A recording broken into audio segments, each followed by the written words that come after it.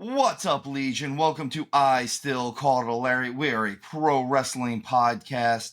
We are the greatest pro wrestling podcast in the world. All right, I'm recorded at this moment in time, at this exact second, with these two hosts. With these two hosts, I don't want to oversell it. We need to actually undersell and like over deliver. Listen, I worked in marketing for a very long time, Steven, and if I know anything, a salesperson can write a deck that tells you that they're number one in something very hyper-specific. Exactly. There it is. We are the best right now with these two hosts. With these two hosts, no one can top that. Recording at this exact moment. My name, of course, I want to know who's recording not at this moment with these two hosts. So that would be impressive. That'd be amazing. That's impressive. So, my name, of course, is stevezapf. With me, as always, my tag team partner, my partner in crime, Mr. Showtime, Michael Wryght. How you doing over there, Michael? You know me, Steven. I'm living the dream. So, we have a little shorter episode this week. Well, we have less coverage, at least.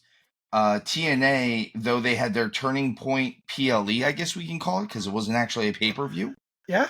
They did not put out a weekly Impact episode. They did, but it was all just reviews of old matches that maybe hadn't been seen, but they were from throughout the year.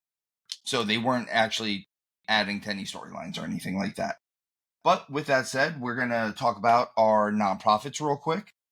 Of course, as always, Tap Cancer Out, series of jiu-jitsu tournaments that helps out with Alex's Lemonade Stand, American Brain Tumor Association, Isabel Santos Foundation, Little Pink Houses of Hope, Camp Sunshine, Christopher's Haven, Sidney Kimmel Comprehensive Center at Johns Hopkins, CureCervicalCancer.org, First Descent, and of course, Tom Coughlin's J Fund. And they also provide me with this awesome water bottle, which has seen better days because I use it a lot.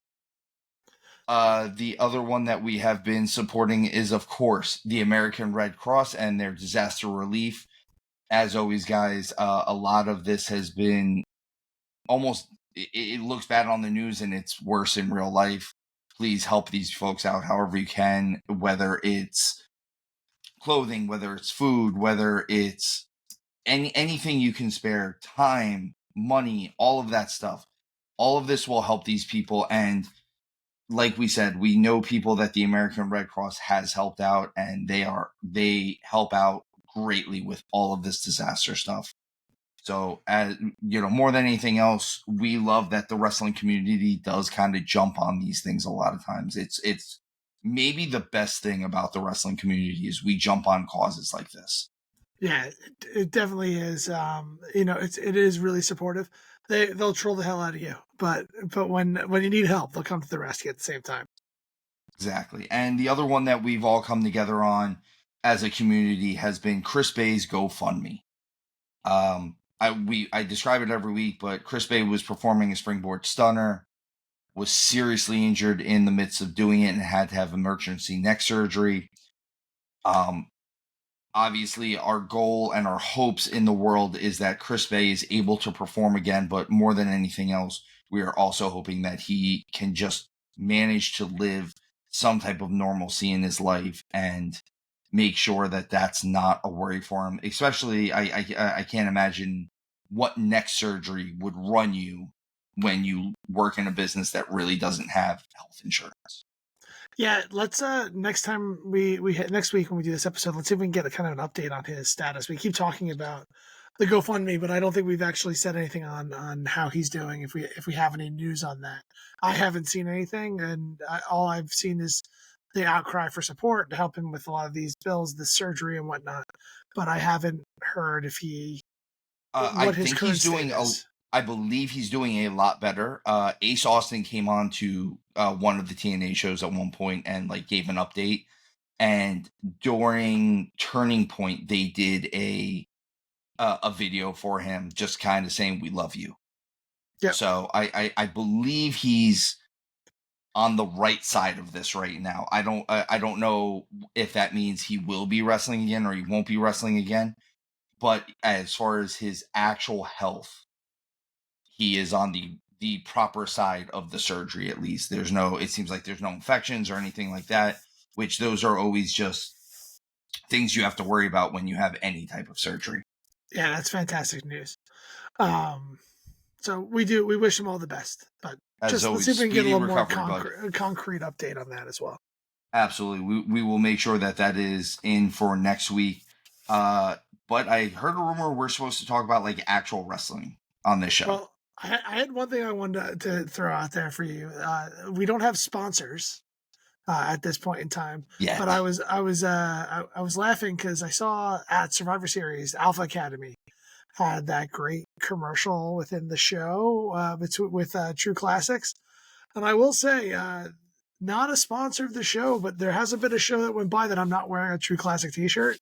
Literally every single one I own on this, every color of gray, blue, and black I wear on the show has been a True Classic T-shirt. I can't recommend them more. So if they want to be a sponsor, that'd be swell. But not a sponsor. Not a sponsor yet. Just remember that, guys. We're already rooting for you. So like I said, let's talk about some wrestling. Heard that was a thing. Yep, it's a thing. It's a thing. I heard the pro wrestling thing was happening this week. Wrestling news kind of around the world. So coming out of Survivor Series, by the way, fan Legion, we have already posted our Survivor Series review.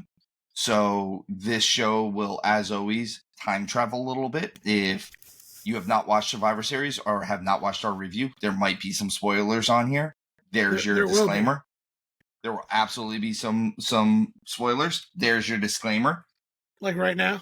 Like right now. So coming out of Survivor Series, Bronson Reed is reportedly has broken both of his ankles during the War Games match. I have not seen more other than that it happened, and obviously he's going to have to take time to recover. I've not seen how bad the breaks are, or how bad like one is as opposed to the other, if there's going to be any type of surgeries needed or anything like that. And not commenting anything bad, but Bronson Reed's a big boy. That's a big dude. That's a lot of weight on those ankles. And I watched the video of the close up of his right ankle, and that thing, it looked bad. I won't say what the actual severity of it, but some things happened under the skin. I was gonna say, as Showtime, as a guy who haven't you broken both your ankles? I have. I was also an athletic training major in college originally, so I know both the breaking and preventative / healing of that stuff. If it's just a normal, like, minor break, he'll be back in 6 to 8 weeks. It's not really that big of a deal to break your ankle. Being as big as you are, jumping off a 30-foot cage and shattering every bone in your ankle, it's a bit longer of recovery time.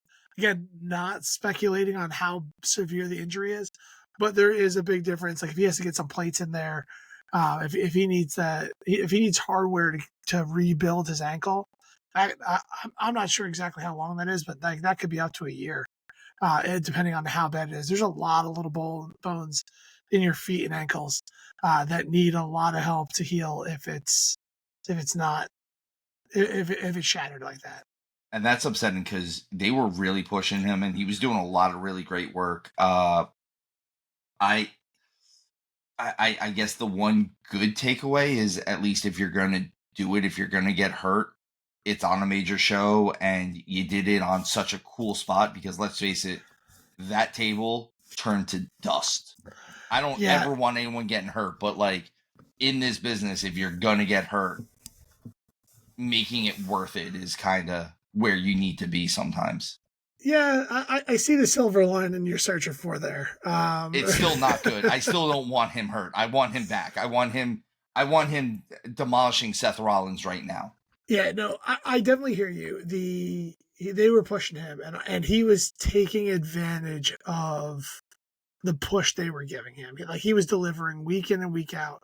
He overnight went from someone losing to Sami Zayn and Chad Gable to a member of the bloodline, and one of the more dominant members of the bloodline. And I know he's not an official member of the bloodline. Don't at me. He's bloodline adjacent.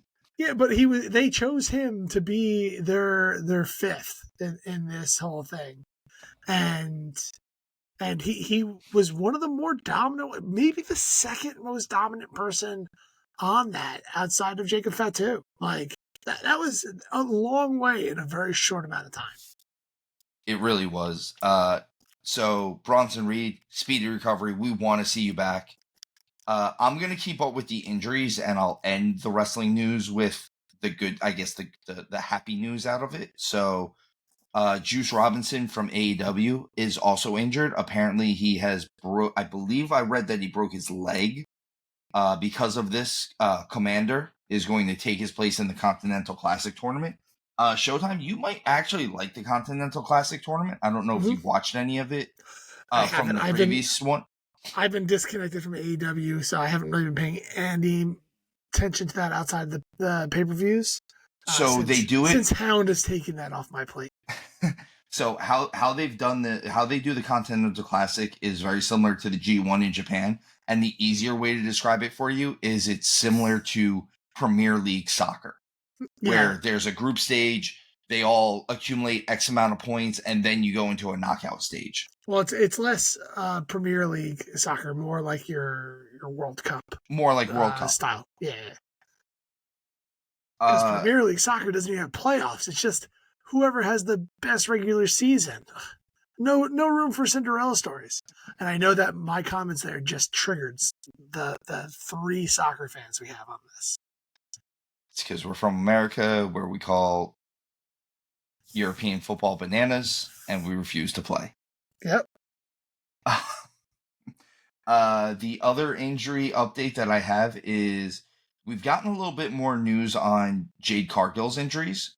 We do know for a fact that they are a shoot. She does have real injuries. The problem is I can't seem to sift through the rumors and stuff like that well enough to figure out if the injuries that they're reporting are kind of real. In which case, did she have something happen in a match where some of this stuff really did happen? The kidney injuries, the spinal stuff. Someone reported recently that it looks like it could be some sort of minor neck injury, though, which they're saying that she will be off air for the remainder of the year at least. I could see her coming back at Royal Rumble. I think if she is going to be fine and safe to work at that point, it'll be, I think the Royal Rumble is a safe bet for Miss Cargill to come back. Yeah, I would like to see it not as a participant in the Royal Rumble, but in a match. Have it be, however we find out who is the one that did this heinous act to her. Or have it be, maybe have it be in the match, and whoever did this heinous act to her, even if she's not in a real match, she comes running out and attacks whoever exactly during their match. Bayley, Naomi. I think it's Naomi. I'm going with your theory here that I think it's Naomi. And the good news out of this, John Cena will officially be at the Elimination Chamber. They have not posted whether or not he's competing in the Elimination Chamber, but if he does, that would kind of go along with the theory you had come up with months ago, Showtime, that his whole final year is just going to be chasing that last championship. That seems like the right move. And let's see if he does it or not. And will he? Yeah, it's wrestling. So, yeah. They want to be able to say that I have the guy that did it. Triple H should be able to say, this is my guy now. I gave him the last championship. Even though it wasn't necessarily him the whole time of the John Cena creation. But this seems destined, but I think you're going to have to wait to see it. I think it's going to be a lot of he doesn't have it. He's too old. Distractions, wrestling people just to get that fun match that that doesn't really matter to try to like keep us on our toes on whether or not he's going to get it. And there's a handful of people I want to see Cena fight, and we'll kind of see where it turns out, because he's gonna have to You get mean that like you? Me, I don't need to fight John Cena. Can't even see him. Can't even see him. I'm wrestling him right now.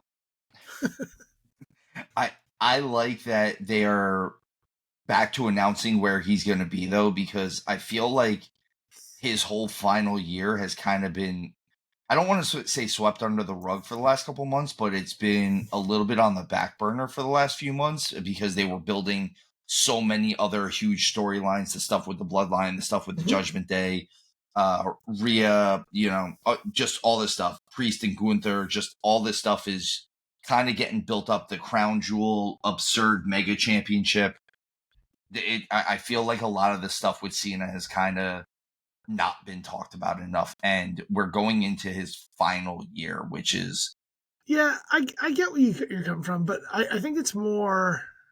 I agree. I think that it's good that they're starting to talk about it, but the fact that they hadn't been talking about it doesn't bother me. They did the announcement, and then they haven't figured out all the dates that are going to be happening. He was working through his own stuff, I'm sure. He has Good Morning America or whatever weird morning TV show he's on these days. Plus, what is it, Wipeout or whatever? Sure. Whatever wonderful thing he's making millions and millions of dollars doing. And just good for him. And me turning my nose down on it is all jealousy. But at the end of the day, like, he has to make room for this final year, this farewell tour. I think we all are expecting his debut to be on the Netflix debut of WWE. That makes the most sense. That's going to be bananas. The entire card is just going to be, it's going to be a PLE in its own right. It's going to have awesome matches. It's going to have crazy guest appearances. You're going to get Mike Adamle. You're going to get Stone Cold wrestling again. Like, I don't know. Like they're going to pull out all the stops. Oh man, Vince Russo will actually come out. He's not going to. Yeah, let's move on from Russo. Yeah. Let's go on. So as we said, there is no real TNA this week. We are looking a little bit into the Turning Point PLE a bit, but other than that, we have a lot of WWE stuff to go over this week. SmackDown. Do you want to mention that debut?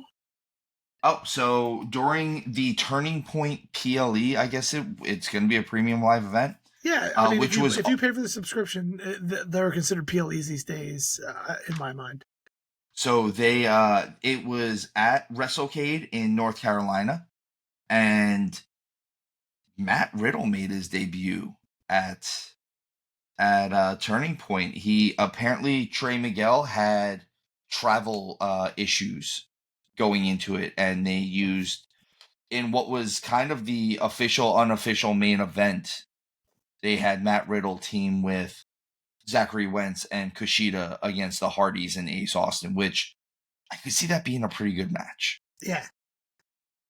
And if nothing else, I know Wentz and Riddle have a very, very close relationship, so that's pretty cool.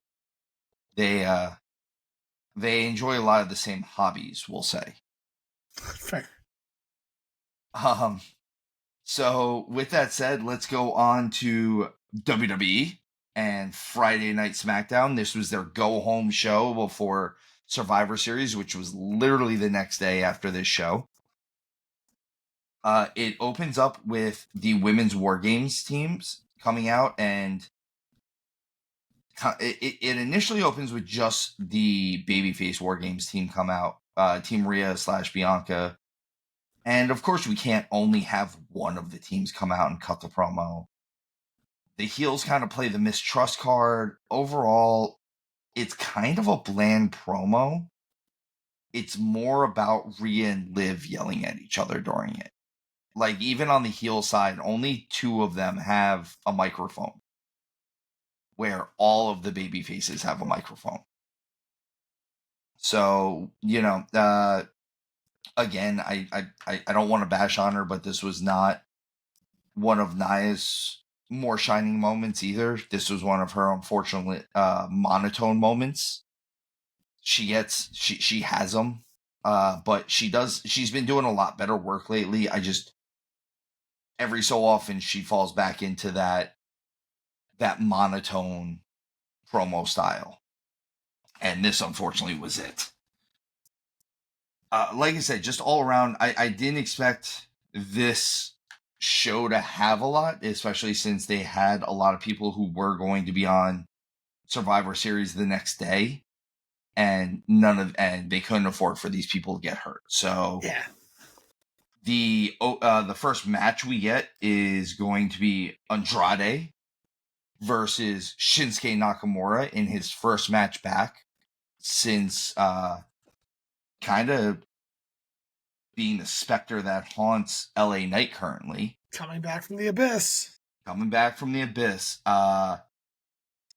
I like this because I appreciate that they're going to have Shinsuke basically take out someone that's been chasing the U.S. title for the last few weeks or months. It was a really good way to legitimize him. And Nakamura and Andrade put on a great match here.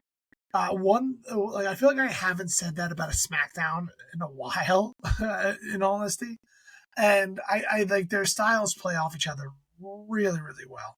So this was fun. Like we've talked a lot about LA Knight over the last couple weeks, and like I remember at the last PLE when you had Hayes and Andrade versus LA Knight, where it was almost like Hayes and Andrade should have been the U.S. title match, and LA Knight happened to be there, and like he had kind of little guest spots in that match, and won. I don't want to spoil the LA Knight versus Nakamura final, so I'm not going to bring that in on this one.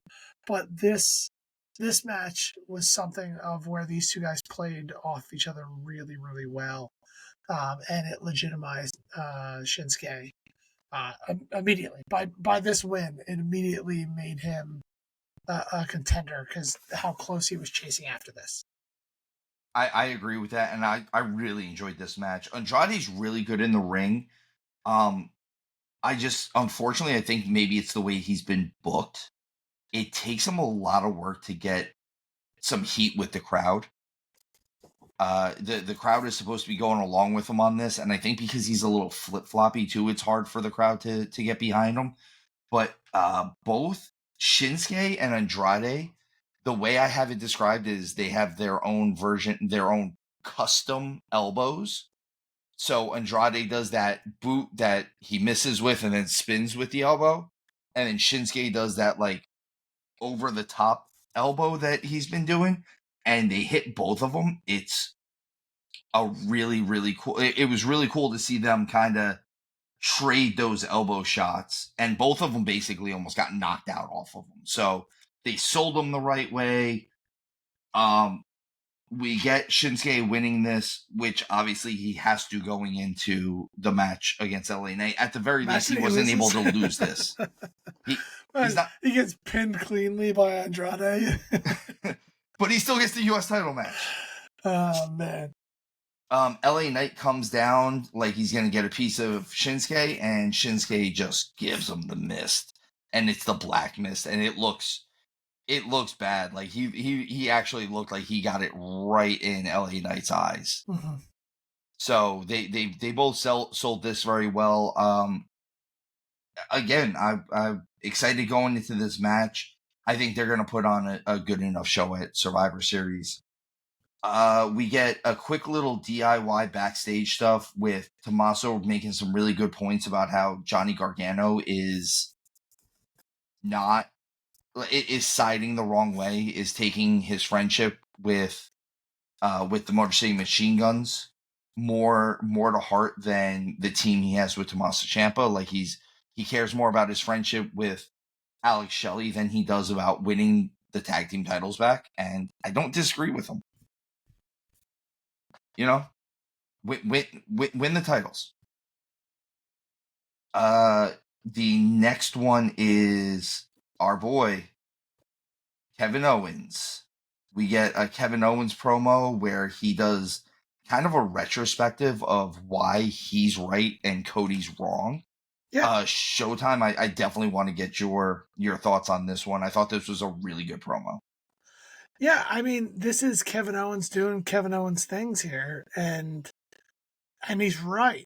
I mean, it shouldn't surprise anyone who listens to the show to know whose side I'm on here, because everything he says is 100% correct. Even before this, we spoke about on the show on how Roman's a bad man, and all of a sudden we're all cheering with him. Like the last 5 years didn't happen.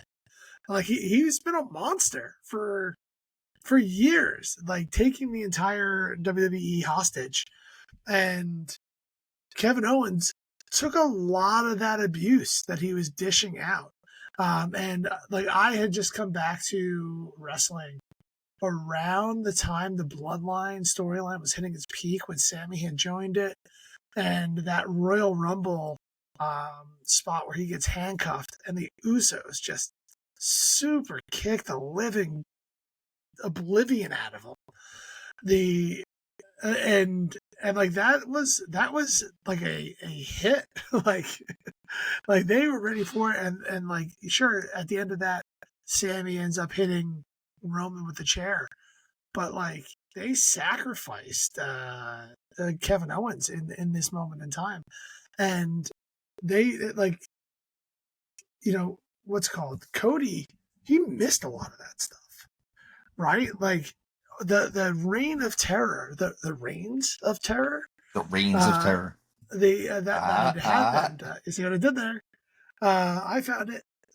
Like Cody kind of missed it. He came at the tail end and like rode in on his white horse, or however you want to put that. But there are a lot of people who have been held down by the bloodline for a long time, and now it's time that they start fighting back, because now there's cracks in the bloodline. They're not as united as they used to be. They're not as unstoppable as they used to be. They're a divided faction. And Kevin Owens has the same right as anybody else here to take that fight and call Cody out on his BS, because that's what it is. It is BS. The fact that he has Roman's back is laughable, and that everyone isn't like, Kevin, you're right, just calm down, is crazy. Like Randy Orton not having his back is ludicrous. Well, and I like how Kevin says it is, so the reason you went and helped Roman Reigns is because he asked you to? Like he hasn't been an absolute terrorist around this promotion for the last 4 years? Like he wasn't the worst person here, like just, wrestling when he wanted to, just, barely being here, only being on one show when you were the unified champion, like cheating to beat Cody Rhodes at WrestleMania. Cheating to beat everybody, but like specifically Cody. Yeah. Again, Cody's a politician. He's not a babyface. No, he's a bad guy. He'll come back. And I can't wait for heel Cody. That's gonna be fun. Heel Cody's gonna be great, even though he doesn't want it. He doesn't want it to happen. No, not yet. And I'm not. I say I can't wait for it because I'm just really excited for it. It's not time for that, and it needs to be done at the right moment. Right now, he's that clean cut babyface that the WWE needs, and he should continue to do that until it starts getting old. And he's not pushing it, and the fans turn on him. Like that's got to be an organic turn. Like the fans need to turn on Cody for him to go savage. Yeah, like the fans need to be saying what Kevin was just saying, and I actually think I think we're actually closer to it than you're even giving it credit for. I don't think we're anywhere near it yet.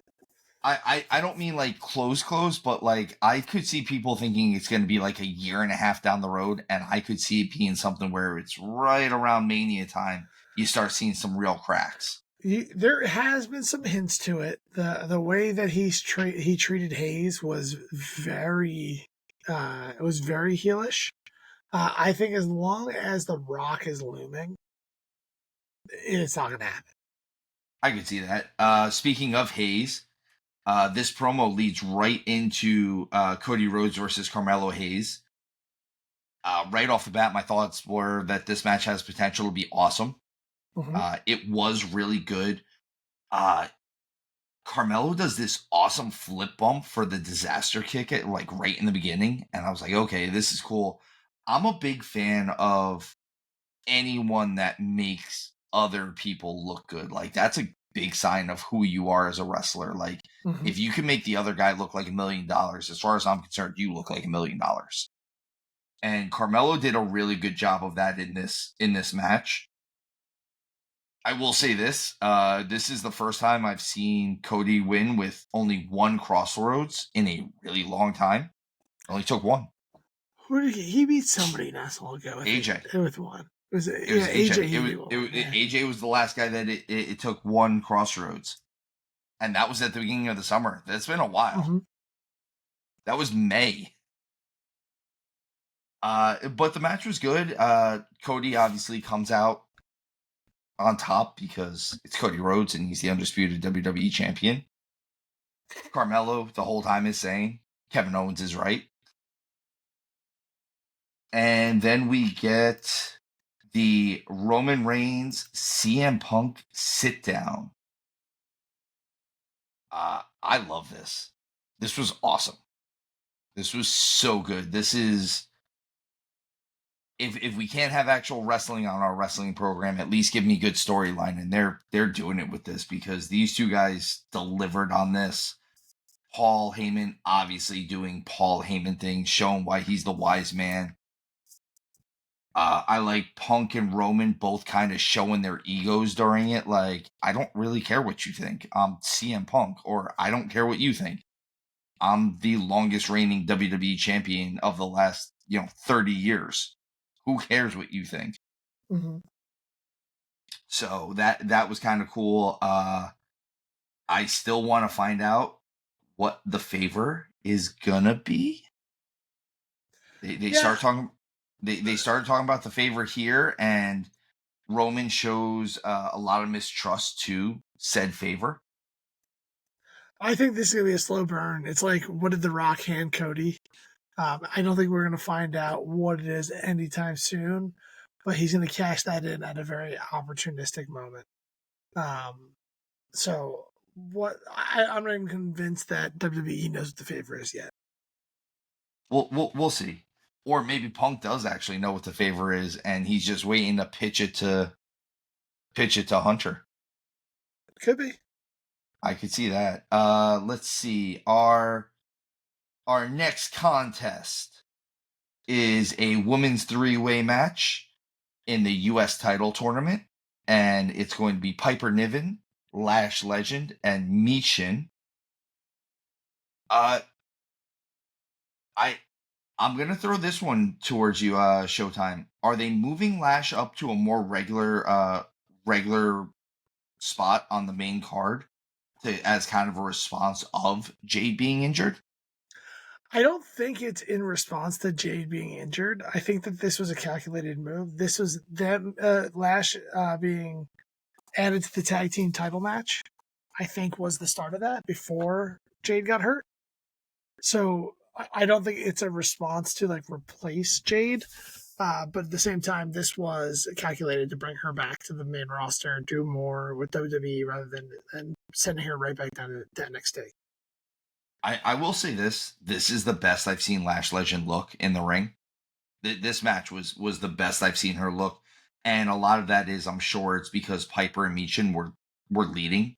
I think that helps you out a lot. That's on the job training, literally like, hey, slow down, take this the right way, don't get up yet. Like I could see them be like getting the little calls here and there and be like, don't do anything yet, don't do anything, like let this simmer a second. So we get Michin advancing in this. I know you were kind of hoping for Piper on this one. I'm always rooting for Piper and Chelsea. I mean, we got Chelsea ahead. Sure. I actually think Piper not being in it is probably better because that gives Chelsea a chance to have someone on the outside to help her. Yes, I like that idea, though. I just don't know what else they do with her after that. I mean, if they don't give Chelsea the the women's US title, I see no reason why they shouldn't give Piper and Chelsea the tag team titles at this point. Yeah. They're an actual tag team. They're an actual team. Like, let's do this. Let's see. And then that go right from there. We have a War Games advantage match between Jacob Fatu and main event Jey Uso. Yeet. Yeet. No, yeet. Yeet. This was the so even Jacob's entrance is cool as hell. I've never seen him come out by himself. And he had like all the flames behind him, and like the music was different. I actually think his music is more menacing than the Bloodline 2.0 music is. I know we constantly talk about how impressive he is. I'm gonna throw this one out to the world. He's this impressive now, and we haven't even given him a live mic yet, and he is awesome on the mic. So I like this match. I like that Jay does a really good job fighting from underneath, like he should be. I like that Jay hits an enziguri, and they quite literally on commentary say he hit him in the ear so that it throws off the equilibrium. Like, that's little things like that are really cool to me. Is like, hey, yeah, that's something that the fans need to know, like why Jay can finally get the advantage. Jacob Fatu kicks out of a spear and Uso splash combination, and then wins the advantage after he hits a Samoan drop on the commentary table, an impaler DDT, and that double jump moonsault. So he just decimates him, which he probably should. He's the Samoan werewolf. He's doing amazing things. He's right a monster. Now. He's just tearing people apart.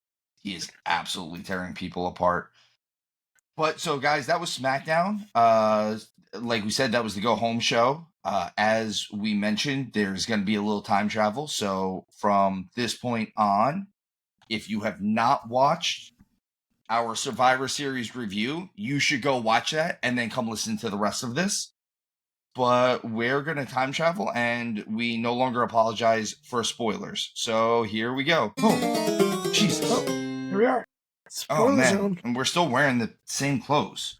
True Classics. Not a sponsor. True Classics. He's got so many. I do.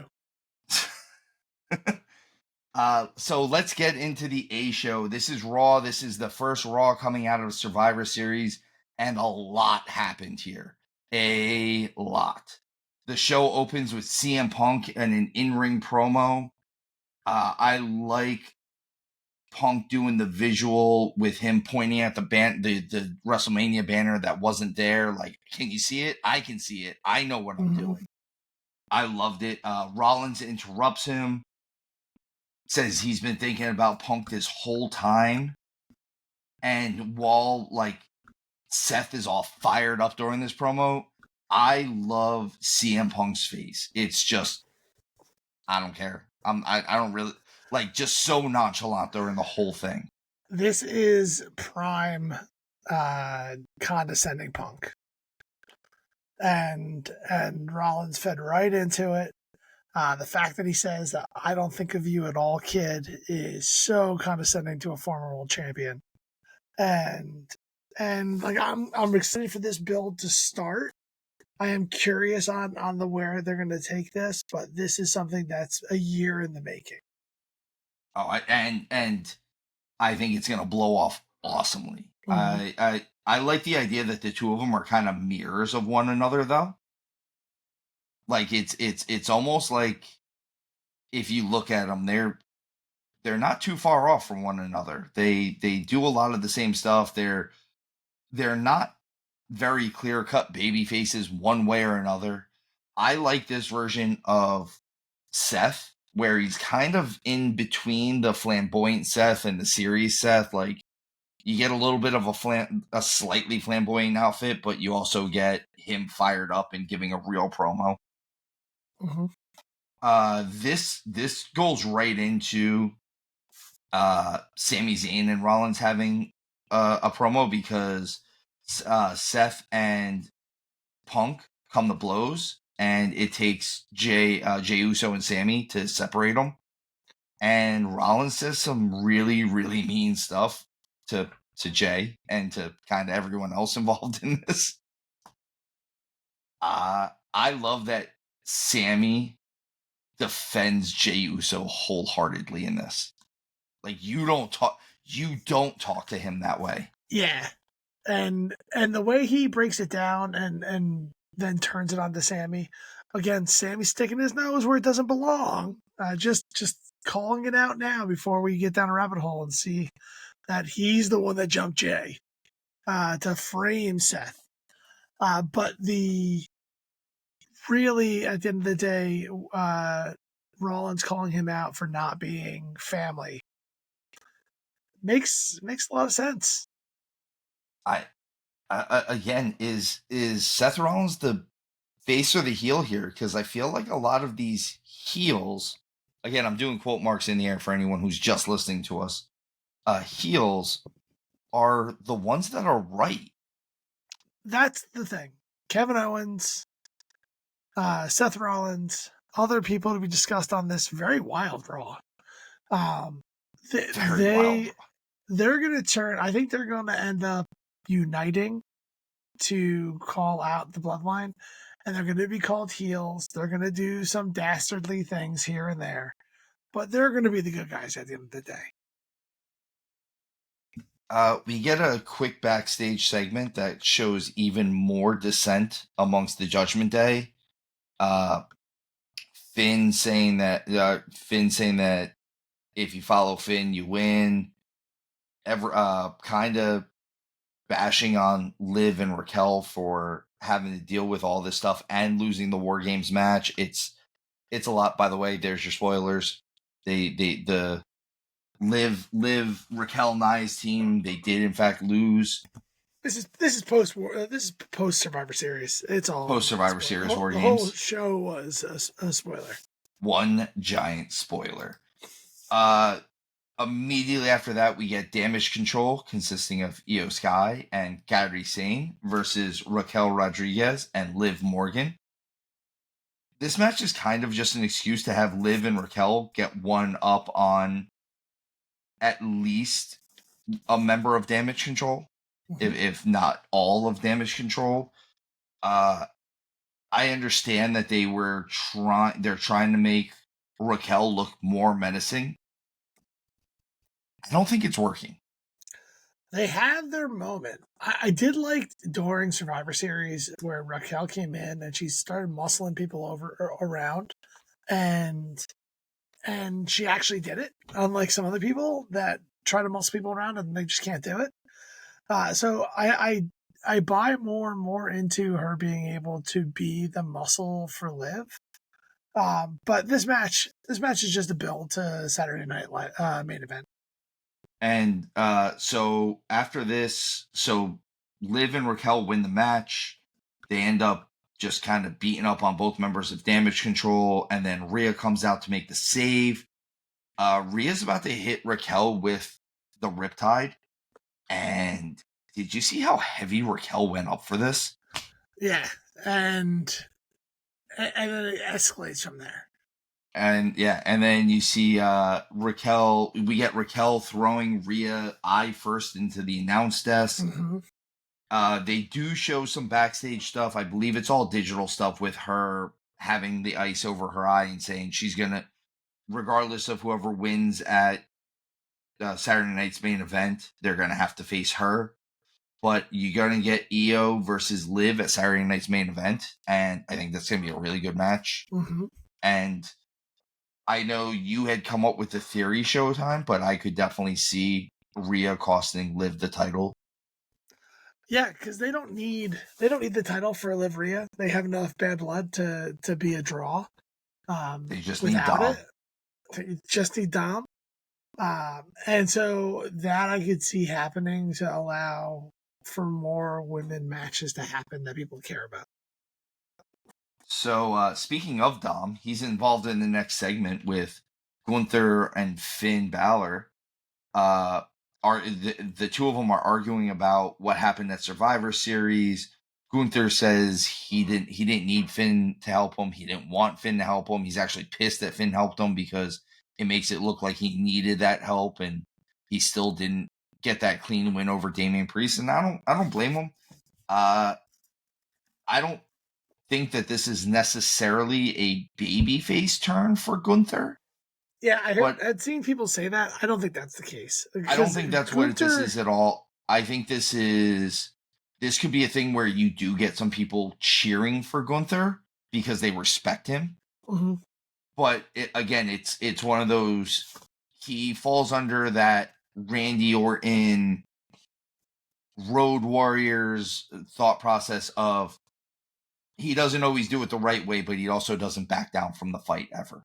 So you can eventually flip him face. There's going to be a point where you can't help it that people are going to cheer for Gunther because he's too damn good to cheer for. Right from there, we get, at the end of this promo, they say that Dom deserves a match with Gunther because at least he beat Damian Priest. So we're going to get that later on in the night, and I'm pretty excited about that. Yeah. That match turns it up to a whole different level.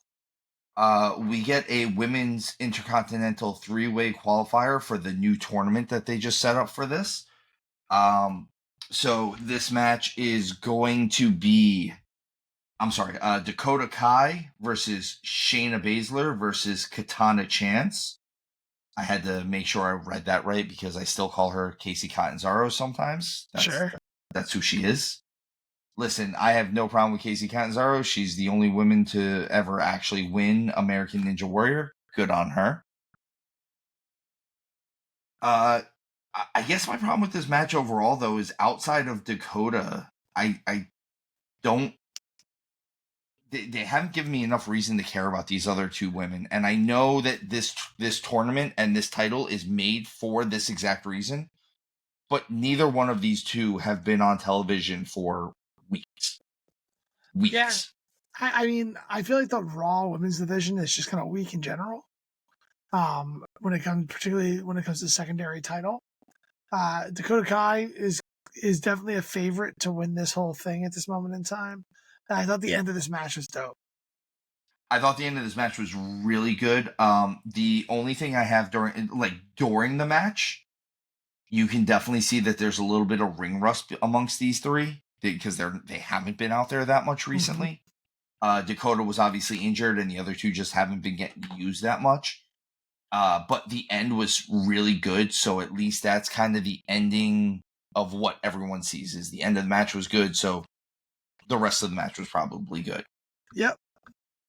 I will say this. I've heard a lot of rumors that Lyra Valkyria might end up taking this belt. Sure. I could see that. There's a lot of theories that we could come up with for the entirety of this IC, the women's IC title tournament. But like I said, Dakota Kai advances to the next round.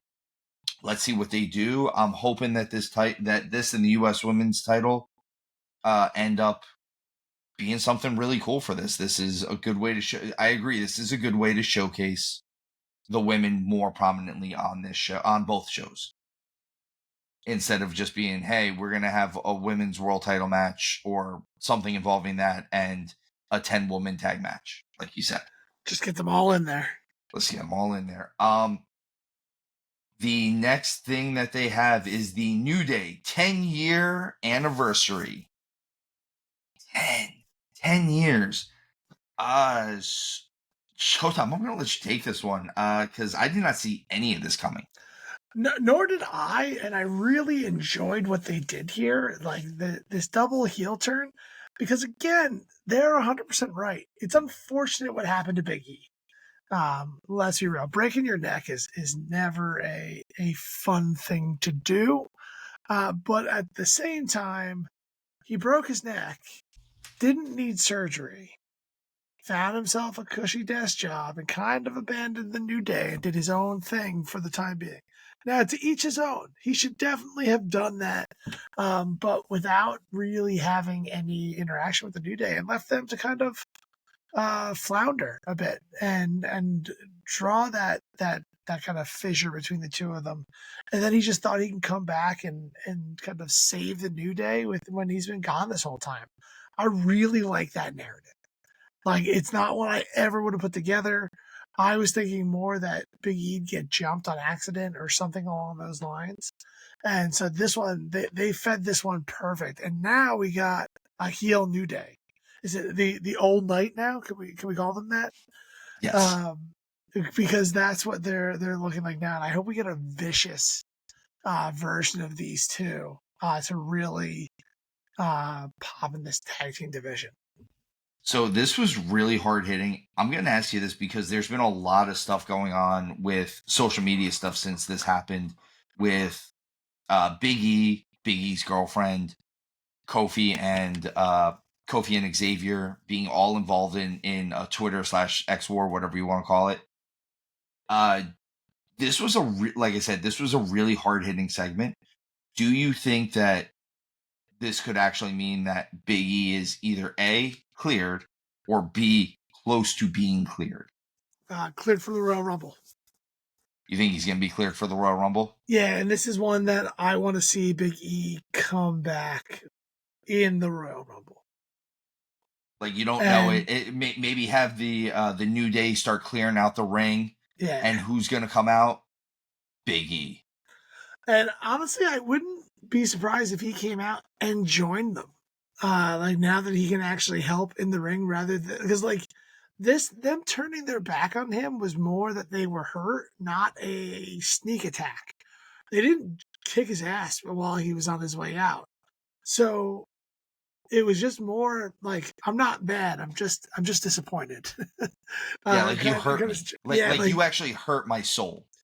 And that's like Woods is in the right here, in my opinion. Like, he's the one that was hurt by Big E, who found his opportunity. Again, Big E found his opportunity to stay relevant, which is so important in the world of wrestling. But then forgot about his boys. This was just a cool segment, though. Like, good job, guys. Yeah, this is great. And like, I never saw a double heel turn here coming. I don't think anyone saw it, and everyone that I talked to that I'm in any type of chat thread with was just like, "Oh my god!" So, congratulations, guys! You did a really great job with this. We get a quick little Karrion Kross promo during this. Yeah, this was good too. I really like this. I think they're not using Karrion Kross well enough on the roster at all. I think he does great character work. I think he's great in the ring. I'm hoping that he beats the statistics. Here's the problem is everyone that, I don't want to speak ill of the dead, but everyone that does anything with the name Wyatt, like that works a program with these guys, almost none of them come out the other side the better. Mm-hmm. It took LA Knight months to get the Wyatt feud off of him. And I feel bad saying it because it was the last thing that Bray did before he passed away. But like it took a long time for LA Knight to start getting viewed as a viable threat after that feud. And everyone else that they got involved with, I hate to say it, but they don't come out the other side better. Yep. Not in the eyes of the fans, at least. And like, I really like the work that the Final Testament's doing right now. And I don't want to see them get buried. No, I literally, my note here is I hope he can get this Wyatt stuff over somehow, like more so than everyone else does. And immediately afterwards gets pushed towards like the IC title, because I would love to see a match with him and like Braun Breaker. I think that would be a really, really good hard hitting match. And then Showtime, we get the match that you've been waiting for here, man. Yep, we get new world champion. Dirty Dominic Mysterio versus... He puts on a great match against Gunther. He puts on a really great match against Gunther. I love the way they set up his offense in this. You had texted me during this or talked to me during this, and we're like, they're both chopping each other really hard. Yeah, Both of them were throwing Gunther some. took the bigger receipts here. I agree. Match was surprising. Dom using a low blow, then a six. I'm gonna call it what it was. It was a 619 low blow right afterwards, followed by a traditional 619 and a frog splash. Here's where everything gets turned upside down, all topsy turvy. The crowd is cheering for Dom. Yeah, you never see it coming. This is the turn. This is where Dom stops having nuclear heel heat and starts getting nuclear babyface heat. Well, so like that's the thing.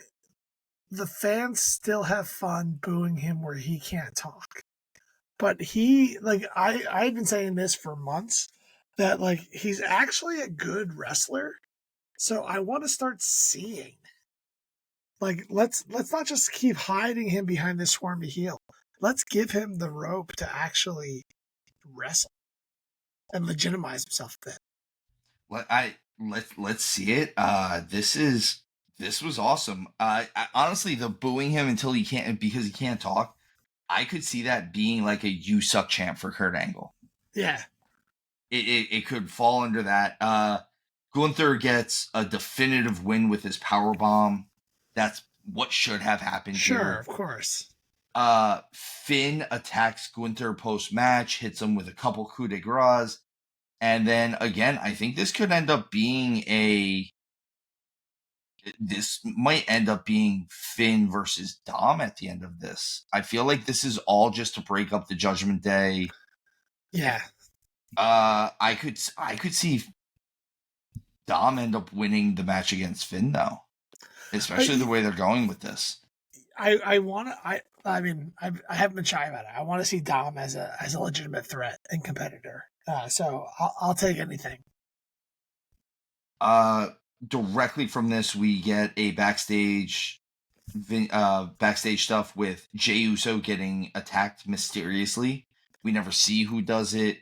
By the end of the show, they give us possibly who does it, possibly a red herring. We'll go more Hound. into that. It was Hound. It wasn't Hound. Hound was there, and he thought it was Takeshita. Just saying it was Hound. He's confused like that. And then Showtime, your other favorite match. We get R-Truth versus Butch. This is fun. No, don't call him that. He doesn't like that. I know, that's why R-Truth wins. My favorite line from commentary was Wade Barrett. R-Truth, the merchant of nonsense. Yeah? I love it. I love that he called him that. I was like, this is perfect. R-Truth wins with a roll up. Yes. Right? That's right. He won with that. Someone. What was the other one that? Oh, that's later on. I'm thinking about. But yeah, he wins with the schoolboy, and because Pete Dunne, Butch, doesn't like being called Butch, and gets mad at the fans. So R-Truth gets another win. Good for R-Truth. Yes. Finn goes and talks to Adam Pearce. We find out that we're going to get Finn versus Gunther at Saturday night's main event. So that means we had 2 world title matches at Saturday night's main event. That's going to be interesting. Three if you count Io versus Liv. It's the Saturday night main event is really shaping up to be a fun card. It's going to be a better card than Survivor Series. I think so. And they're saying, and it sounds like the way they set this up is that Finn's going to have to defend the tag team titles too. Double match. Unless they drop a Freebird rule on us. Maybe that's how they lose the tag team titles. Because you throw either Dom or Carlito in there, and all of a sudden, it's not the same chemistry, if you will. And we get our main event, which is going to be Seth Rollins versus Sami Zayn after that whole in-ring promo thing that they did before. I'm not surprised this was a really good match. These two guys are way too good for this not to be good. Literally, they're just so good. As I said before, I like the Seth finding the medium between outrageous and serious. It's a nice a nice balance for him. During the match, Sammy is blaming Seth for attacking Jay. And Seth is saying, I didn't do it. I didn't do it. It stops Sammy from hitting him with a chair. And then, and Seth is blaming Punk for it while it's happening. Mm-hmm. I don't think Punk did it either, by the way. Just not because I'm wearing a Punk hat. It's all red herrings. It's all red herrings. Seth after the confusion, Seth wins the match with my signature move, the small package. There it is. And we get Seth giving Sammy the what for, how he knows he's right, how he's being dumb. Use your head. I love your heart. Seth leaves, and dumbfounded Sammy is just staring at him and turns around and Claymore. And we get the return of Drew McIntyre standing over Sami Zayn's. About time. The number one face versus the number one heel. Face being Drew McIntyre, heel being Sami Zayn. I knew what you were saying. I got it. I'm glad you clarified it for the Legion. Yeah. Sammy's diabolical. So are we saying that McIntyre laid out? It seems like they're trying to give us that Drew laid out Jay, obviously. But is this just another red herring? Is Drew just back to beat up Sammy, maybe? No, I think they're back to be the anti-bloodline. So I have heard this. I've also there's a rumor swirling around online that basically Seth is going to form his new Shield. Yeah, and is it going to be Kevin Owens, Drew McIntyre? And Drew. Yeah, I'm down for that. Like almost like an anti-Shield. They'll be the Sword. Yeah, sure. I don't know what Sword would stand for, but they could do that. But Raw was hot, and I think this is the start of us heading into WrestleMania season. It definitely is. It absolutely is. You're going to get this. We're going to get a lot of really good shows. You're going to get Saturday night's main event. You're going to get the Netflix debut, Royal Rumble, Elimination Chamber. There's so much stuff going on over the next couple months for WWE that this is literally the start of us seeing great wrestling and great storylines for the next couple months. Yeah, I hope so, because I think they do need to step their game up a bit. So Showtime, anything? I mean, that was Raw. Like we said, that's been the week in wrestling for WWE this week. There's not much more to report. If you guys are interested in what's been going on in AEW, please check my other episode out with Hound. We cover NXT and AEW stuff. As always, check out our previews and our reviews for Survivor Series. See if you agree with what we say. See if you don't agree with it. Again, comment below, guys. I promise you, we will answer back to every comment right now. We are not big enough stars just yet to not answer our fans. Yeah. Like and subscribe. Any kind of comments below really helps out the channel. As always, folks, we appreciate you. Legion, we love you. Thank you for helping us out, sticking out with us, being a part of this. We're going to keep putting out more and more content, and hopefully you guys just keep watching and listening to it. So, Showtime, anything else for the fine Legion out there? No, we just really appreciate you all. Thanks for coming and listening to us. Another, not so many rants. Hound is the rant king these days. This week, Hound had the rantiest rant of all rants. It was awesome. If you guys want to hear anything different, anything new, any of your opinions that you agree with, put in the comments. We'll read them all. And we really appreciate your support. And Steven? As always, guys, remember, tuck your chin when you bump.